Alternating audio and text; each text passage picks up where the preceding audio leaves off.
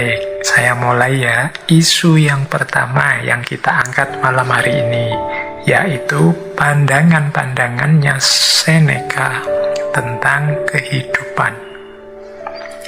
Ada beberapa pernyataannya Seneca yang menurut saya penting kita renungkan tentang kehidupan. Yang pertama, beliau bilang begini, kadang-kadang hanya untuk hidup kita memerlukan keberanian. Nah, kalimat ini mendalam sebenarnya. Banyak orang yang hidup, tapi sebenarnya dia tidak berani hidup. Tidak berani hidup itu bisa dalam arti tidak berani menerima tantangan, bisa dalam arti mandek dan tidak mau mengembangkan diri, bisa dalam arti melarikan diri dari masalah-masalah konkret yang dia hadapi, bisa dalam arti tidak mampu memanfaatkan potensi-potensi yang dimiliki. Jadi ini bisa kita sebut orang yang tidak berani hidup. Jadi kita dianugerahi oleh Allah kehidupan, tapi perilaku kita seperti orang yang tidak berani hidup. Termasuk mungkin bisa kita tafsirkan orang yang tidak berani hidup itu orang yang tidak mau menjaga hidupnya sendiri. Orang yang sembrono dengan hidupnya sendiri. Itu menurut saya juga bagian dari orang yang tidak berani hidup. Jadi kan ada orang itu yang sudahlah, saya tidak perlu diatur-atur, saya nekat saja, nanti kalau mati kan ya sudah. Nah ini orang ini berani mati sebenarnya, tapi kalau ditelusuri dia tidak berani hidup. Orang hidup itu berani mati bagus, tapi dia juga harus berani hidup. Termasuk ya kalau ini kan masih eranya pandemi, yang kita itu dinasehati oleh para ahli untuk biar kita tetap sehat, harus menjaga menggunakan protokol-protokol kesehatan. Kan ada di antara kita yang sudahlah saya tidak protokol-protokolan, kalau sakit ya biar saja, mati sudah takdirnya. Ini logika ini tidak salah, tapi kurang lengkap. Sampean berani mati, tapi harusnya juga berani hidup dengan segala resikonya. Jadi berani hidup itu berarti berani untuk juga memelihara hidup yang itu amanatnya Allah pada kita. Jadi ini kalimat yang pertama ini menurut saya penting. Kita hidup itu ya harus lengkap. Hidup ya berani, mati ya berani. Banyak orang yang tidak berani hidup, meskipun dia berani mati. Atau ada yang sebaliknya, berani hidup tapi tidak berani mati. Biasanya juga terus orang yang tidak berani mati ini macet, mandek, tidak mau berjuang, tidak mau berkembang karena khawatir mati. Dua-duanya negatif. Kita harus berani hidup juga berani mati. Nah, kemudian itu pandangannya Seneca yang pertama tentang kehidupan. Yang kedua, kata Seneca begini, selama engkau masih hidup, teruslah untuk belajar hidup. Jadi ini pernyataan ini menurut saya menegaskan bahwa hidup ini sifatnya dinamis, berubah-ubah, berkembang. Oleh karena itu kita juga harus punya sifat mental yang dinamis, mau berubah, mau berkembang. Caranya ya kita harus belajar terus tentang hidup kita ini. Logika yang kemarin benar, sekarang mungkin tidak cocok lagi, tidak pas lagi dipergunakan. Maka ayo terus belajar. Dulu kalau kita aktif silaturahim ke rumahnya teman-teman kita, saudara-saudara kita, itu terpuji. Tapi hari ini di era pandemi ini justru kalau kita nekat mengunjungi saudara teman kita, sangat mungkin kita akan menyusahkan dia. Karena sekarang eranya kita diminta untuk jaga jarak dulu. Ini kalau kita tidak belajar terus, ilmu kita mandek. Logika sebelum pandemi mungkin tidak bisa diterapkan sekarang saat pandemi. Cara berpikir dulu dan sekarang beda. Itulah gunanya kita belajar terus. Sehingga kata Seneca, selama engkau masih hidup, teruslah belajar. Jadi ini pandangannya Seneca yang kedua. Berarti belajar itu wajib, penting. Ini agama kan juga sudah tegas menyatakan itu. Belajar terus, jangan berhenti. Maka kita istiqomahi antara lain ngaji filsafat ini. Jadi itu nasihatnya yang kedua. Jadi hiduplah dengan berani. Yang kedua, terus belajar, jangan berhenti. Karena kehidupan ini sifatnya dinamis, berubah. Kalian harus pinter mengadaptasi situasi-situasi yang kalian hadapi. Termasuk ngaji, materi-materi ngaji ini kan kalian harusnya cerdas menghadapi. Jadi tidak harus kemudian isinya diterapkan semua. Ada kalanya tidak relevan, atau dalam situasi tertentu bisa tidak pas. Misalnya itu, saya kemarin tidak sengaja membaca komentar, jadi ada yang memotong ngaji filsafat yang tentang keutamaan bangun pagi. Nah, terus ada yang kritik, Pak, gimana saya bisa bangun pagi? Wong saya kerjanya malam hari, saya tidak tahu, mungkin jadi satpam apa jadi apa yang shiftnya malam. Jadi justru pagi itu mulai kerja.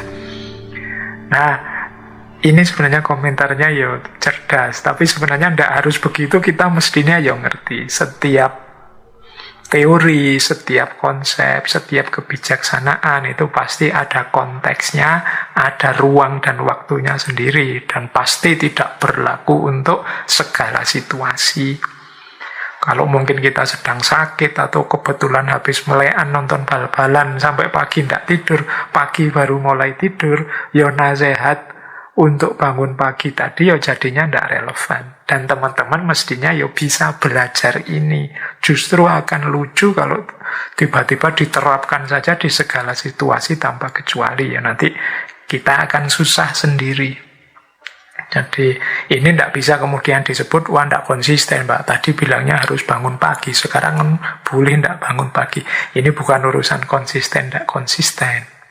Jadi pandangan bangun pagi utama dan mulia itu umumnya dalam kondisi normal. Dalam kondisi-kondisi khusus tertentu, tidak harus berlaku begitu kalau memang tidak bisa diterapkan. Ini loh yang disebut kebijaksanaan itu. Ngerti situasi, ruang, dan waktunya. Jadi selama engkau masih hidup, teruslah belajar. Jadi itu nasihatnya Seneca yang kedua. Yang ketiga, yang tentang kehidupan. Beliau bilang begini, hidup itu panjang kalau engkau tahu cara menggunakannya. Nah, kita ini kan sering mengeluh umur kita pendek, waktu kita terbatas. Kata Seneca justru sebaliknya, kalian itu masih diberi kesempatan oleh Allah, oleh Tuhan untuk hidup hari ini. Itu sebenarnya manfaatkanlah sebaik-baiknya sampai di titik kalian puas dengan hidup yang kalian jalani. Kalau kalian bisa cara memanfaatkan detik per detik usiamu itu, insya Allah hidupmu itu sebenarnya rasanya akan panjang. Jadi hidup itu panjang kalau kita tahu cara menggunakannya. Tapi kalau kita tidak tahu cara memanfaatkan hidup ini semaksimal mungkin, detik per detik, jam per jam, hari per hari, minggu per minggu, bulan per bulan, hidup ini rasanya pendek. Biasanya terus kita kaget-kaget. Waduh, sudah tanggal 1 lagi ini. sudah ganti bulan ini, tidak terasa sudah seminggu ini, tidak terasa sudah, kita akan selalu begitu kaget terus. Itu menandakan kita belum memanfaatkan waktu kita sebaik mungkin. Ini nanti yang mengesankan, ternyata waktu itu hari ini semakin cepat ya rasanya. Enggak, waktu itu tetap sama. 1 jam ya tetap 60 menit, 1 bulan tetap 30 hari. Hanya saja terasa pendek karena kita lewatkan begitu saja.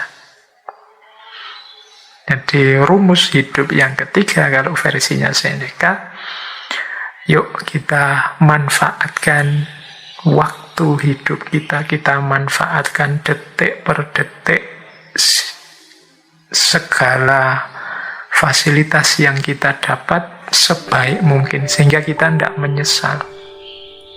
Jadi karena hidup itu panjang.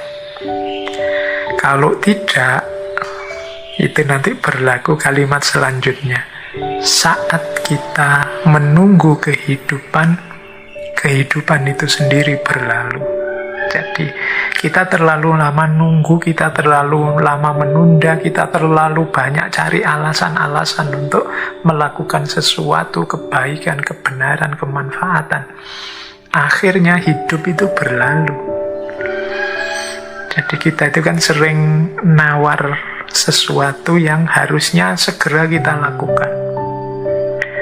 Pingin saya rasanya mumpung WFH ini banyak nulis, atau banyak membaca, atau memperbanyak ibadah. Itu sampai pandemi ini hampir 2 tahun. Mungkin masih ada yang levelnya masih ingin saja.